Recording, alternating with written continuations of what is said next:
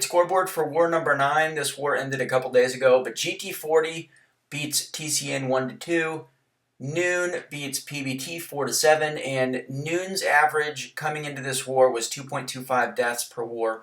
PBT, for what it's worth, is number 1 in defense rating on this spreadsheet. AKA, they are causing more opponent deaths versus expected than any other alliance this season, and their number is astronomical. It's like 45% higher kills than expected.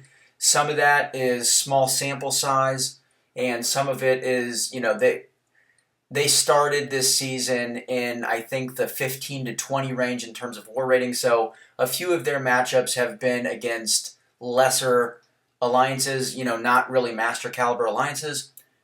But last season, just for a comparison, TCN was the number 1 ranked defense, and their percentage was like 27% above expected. So 45% above expected is a silly number, but that is definitely helping PBT's rank on this sheet as well. But they do drop. They just need to clear up the efficiency. They cleared with only 1 death against my alliance LVT.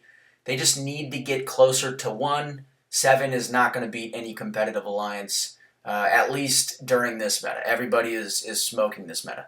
And then for Loki, with the biggest upset this war, 2-4 against Salty. Salty also was averaging 2.25 deaths coming in, and for Loki has their best war of the season. They beat Salty. You want to feel bad for Salty because they have had a very, very tough schedule, and they have lost in excellent clears.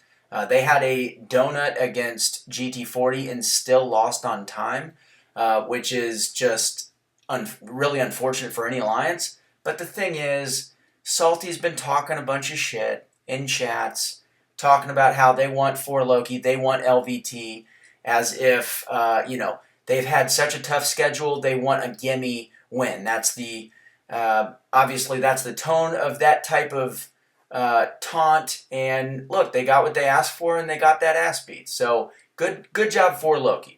JA 2-4 against PYCB. PYCB has lost 4 in a row since starting 5-0. Legion 4-6 against AF, aka MIBR. AF has dropped to 3-6. They're actually not a bad alliance in terms of their efficiency. But they get docked every season, so I love to see the losses there. And then LVT, my alliance, our second consecutive 2-death clear. Obviously, that's a huge win. And our second consecutive loss. Everybody is railroading our defense. This just tends to happen. We are, I think, one of the bottom 10 alliances on this spreadsheet out of like 30 alliances that are contributing their information. In terms of our defense rating. So I've talked about this in previous videos, in some of my war videos. Very discouraging. I'm not sure what the reason is, if it's just fluky, if some of it is alliances wanting to step up because I make these videos and maybe they feel slighted by some of the things that I say in these videos.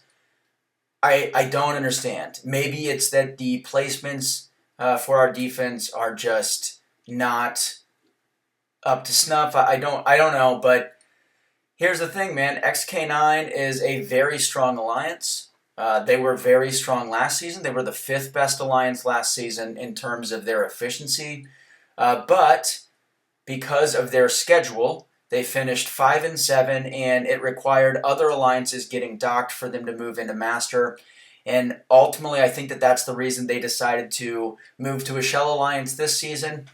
I'm adamantly against shelling. I think that it is very close to cheating and possibly even worse because you've got 30 members agreeing to essentially sell out on their competitive ethics to take advantage of matchmaking, which victimizes a bunch of other alliances. I've talked about it before, but XK9 is a very capable alliance. That's the thing.